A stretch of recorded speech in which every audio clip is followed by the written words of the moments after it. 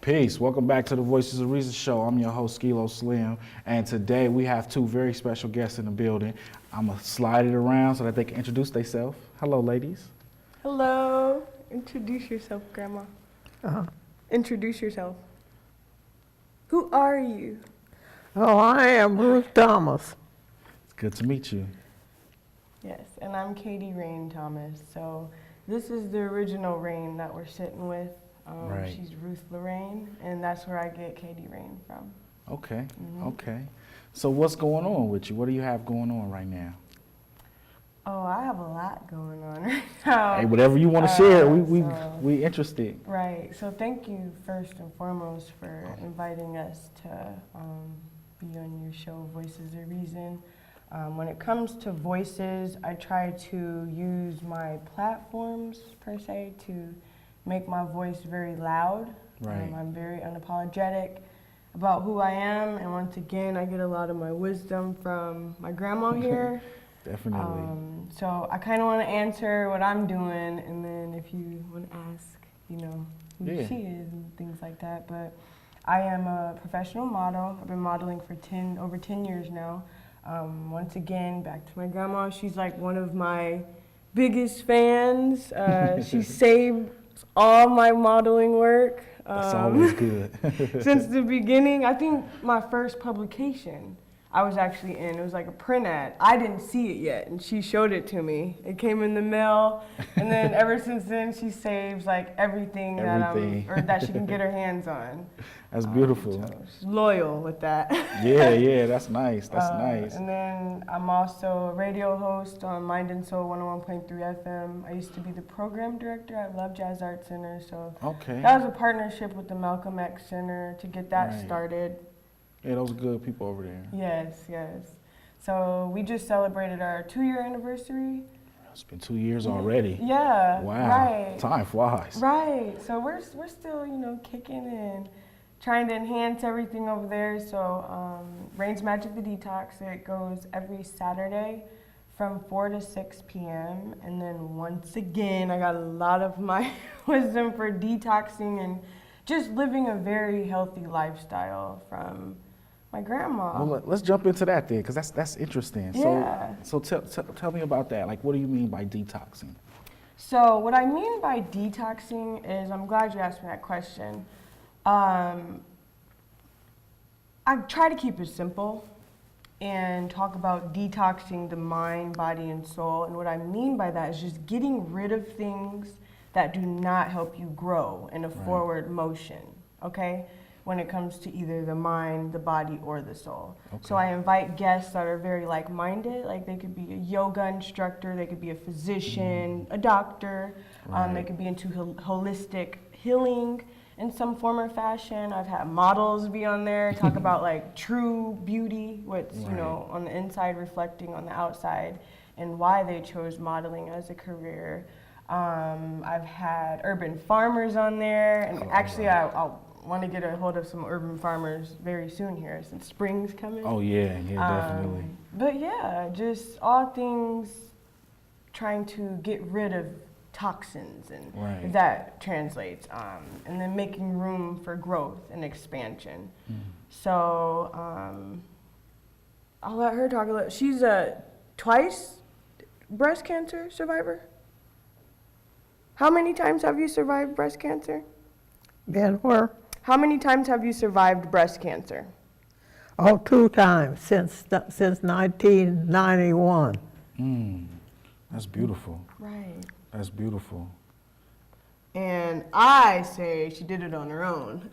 Right. From just her lifestyle and her mind. So that's something that you learned from your grandmother? Yes.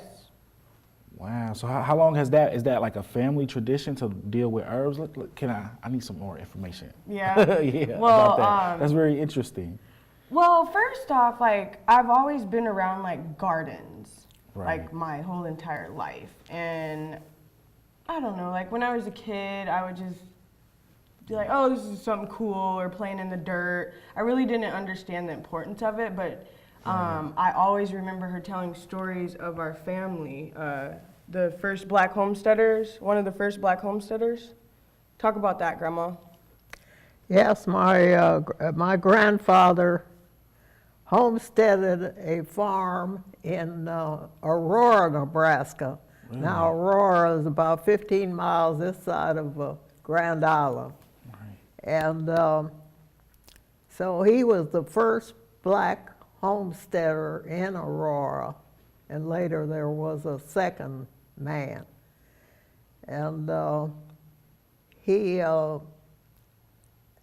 homestead farm that my father was born in 1880, and the homestead farm that he grew up on was part of the original and first homestead.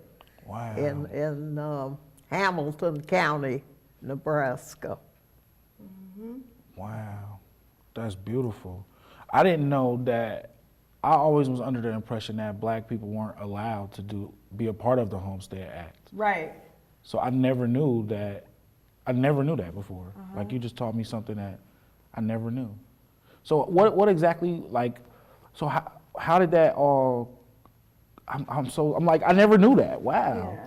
that's beautiful. I'm That's I'm glad deep. that you It's thank you deeply for coming rooted. and telling me that, because I mean, even when I researched that, it's like if you weren't allowed to be a part of that. So that's something that I've never Well, known. it's documented. You go about once a year to the museum.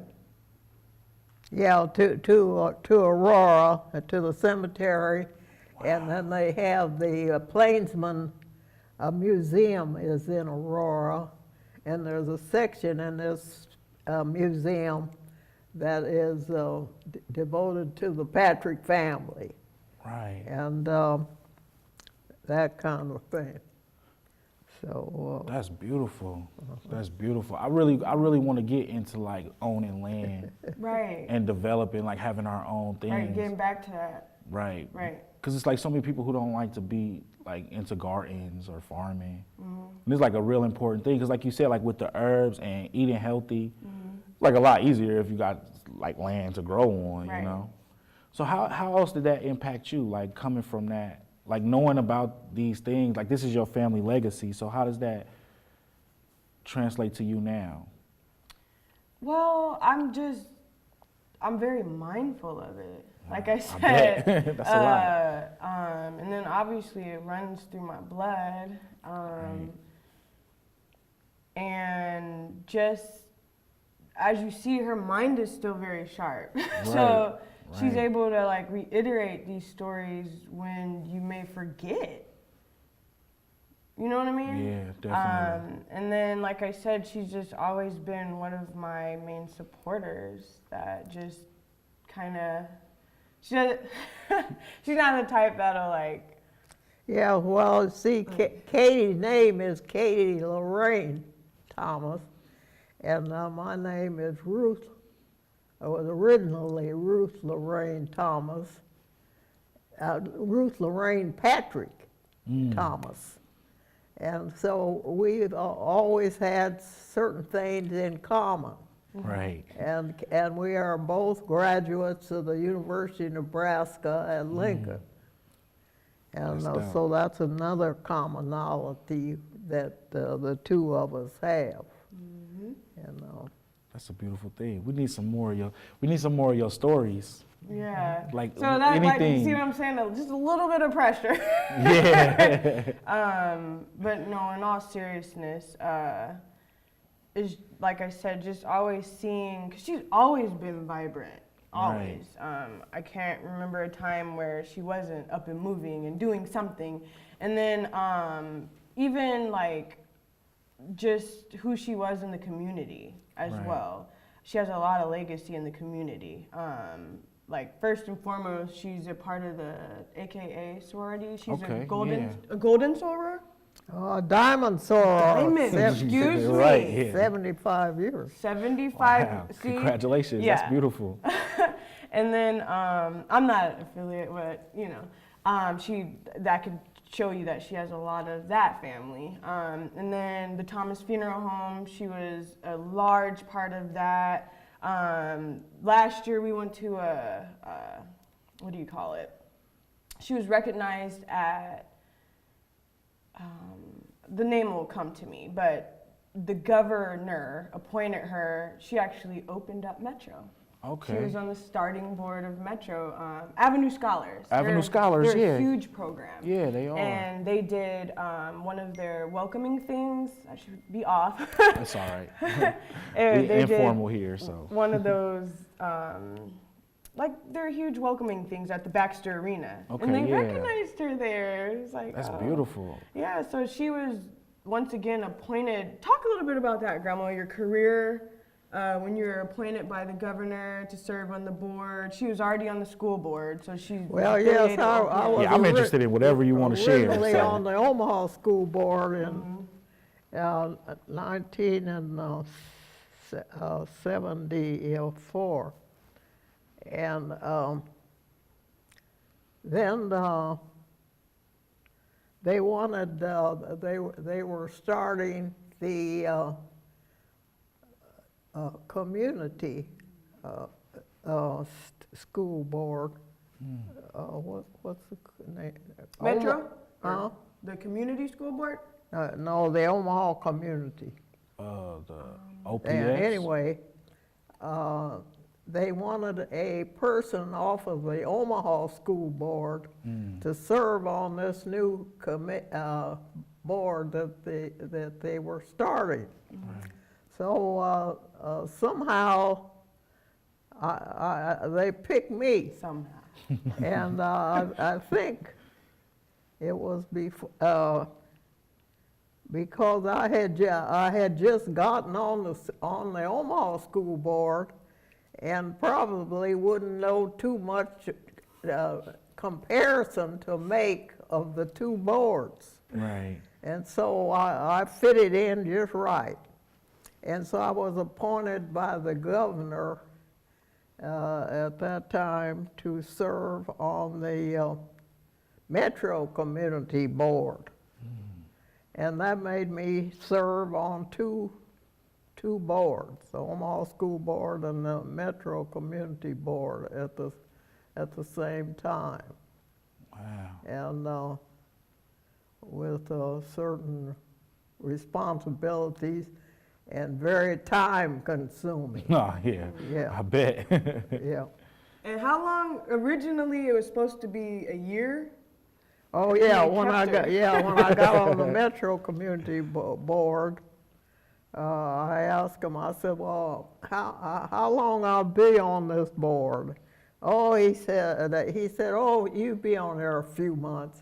I was on there 3 years, and I got off because they then said that you could not. I had to make a choice. I could not serve on both boards, and because they were going to have the person to run and be elected to serve on the community board. Okay. And so since I was had been elected to serve on the Omaha School Board, I elected to get off of the other board, and that's what gave me a break to get off. Yeah, sometimes to relax. Yeah. Wow, that is so interesting. And that grew to be Avenue Scholars? Is that the same thing, or is that a different story? Well, Avenue Scholars, I believe, is Avenue Scholars is a program for high school students. Right. That's like getting them college ready. Getting them so ready, yeah. they're just partners and Okay. like affiliated. Yeah. Yeah, yeah. But I was saying that they recognized her. Yeah, At that okay, event, yeah. which was I'm nice. sorry. Yeah, they just were giving her some Just giving, yeah, that's and much invited needed. her to, they had like a luncheon and we got to sit with the president and Yeah, stuff. I remember they do that like every year. Yeah, so. yeah, that's nice. I appreciate so much, like the things and the sacrifices that you have done. That I might not even be aware that I'm able to do these things because you all did them already. Right. And it's like that. I'm glad that you came here today, because that's very important. I want like people to see that, like we're not like here doing everything we're doing just Right. because. It's like people sacrificed and worked hard, Right. and like I really appreciate that. And thank you for I really do. I mean that. that.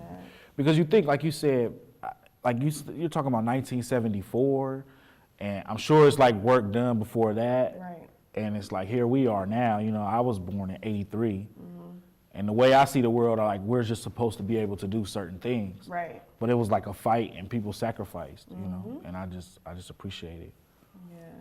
Definitely. And that's why she makes it sound so easy. Yeah, yeah. But she put a lot of work into the community, so. Right, right. And we like stand on the shoulders of that. Right. Like we wouldn't be able to do the things that we do now. At all. Right. And it seems like so much like Sankofa, you know that? what? Go back and get it. Go back and fetch it. Oh, okay, yeah. I like that. Sankofa. I like that. I want to talk all day. I need another. Is it something? I need just one more. I think we got about Yeah. what, 10 minutes left. Just anything, well, whatever else just, you want to talk like, about. Once again, longevity and legacy obviously is something that I'm very mindful of. Right. And then the other day, she doesn't even know, but I was struggling with something mentally, and I just, I think she called me to ask me about details of the show. Okay. And we got to talking, and like just where I'm at with like relationship wise, so I'm about to be 30, and I've had like infertility issues and things like that, and that's a part of my personal detox and my personal healing that, you know, I'm going through and things like that. Right. But she just kind of reiterated, because she's the oldest of three girls, and she's the only one alive today too. But her mom was 36. She had a career popping already. Did your mom go to UNL too? Oh, no, my mother graduated from Lincoln, in 1905 from Lincoln, what they call Lincoln Institute. And Lincoln Institute later became the Lincoln University. Okay. A black And- woman. She was not playing. Wow, Yeah, not at all. so my mother graduated in 1905 from Lincoln Institute, and her home was in Chillicothe, Missouri, which is 75 miles east of St. Joseph. Okay. And she taught there in her hometown for 13 years before she was married. And That's beautiful. so, It was like, what am I worried about? Yeah, right. Like, it's going to get done. That's the thing. Yeah. And then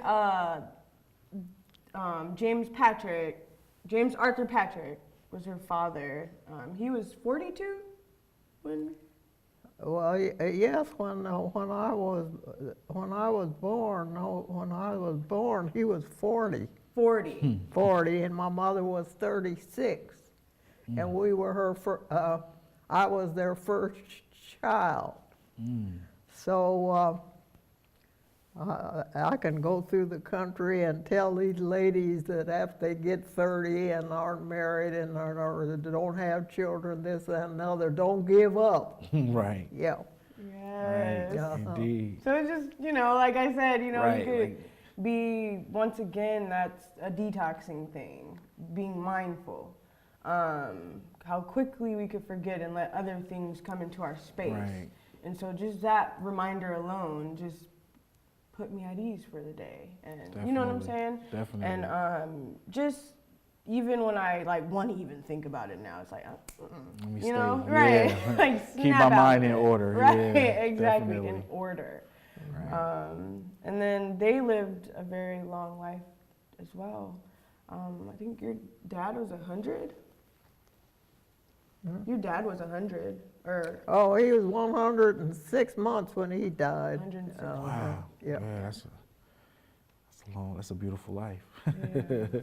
Definitely. Well, I want to thank both of you ladies for coming and Thank joining us today. you. Oh wait, and you wanna plug your show? That's gonna be your camera. Oh yes, indeed, thank you. Definitely. So first and foremost, again, thank you so much. Thank you for coming. Katie Rain, with the original Rain, Ruth Lorraine. You can find me at www.katierain.com, and that's KATIERAINE.com. That'll access you to all my modeling work, all my community collaboration projects. I'm actually changing my website up a bit for all the new things that I have coming up, and then Rain's Magic, the Detox on Mind and Soul 101.3 FM every Saturday from 4 to 6. There's a link to tune in there. It's all about detoxing and growing the mind, the body, and the soul and spirit. And then you can actually tune in worldwide, so like anybody can listen anywhere. Oh, in with the the world. app, right? Okay, yeah. Yep, yeah. and then there's just a click away on my website Beautiful. under the detox. So thank you for having us. Oh, yeah. Thank you. Thank you so Yeah. much for coming. I really appreciate it. Yeah, well, I appreciate the opportunity to come and tell something about my family. Oh yeah, definitely. We appreciate you doing that, because like I said, that's the stuff that motivates me to keep going. So Right. I definitely appreciate it. And with that, I'm gonna say peace, and we will return next week. All right, thank y'all.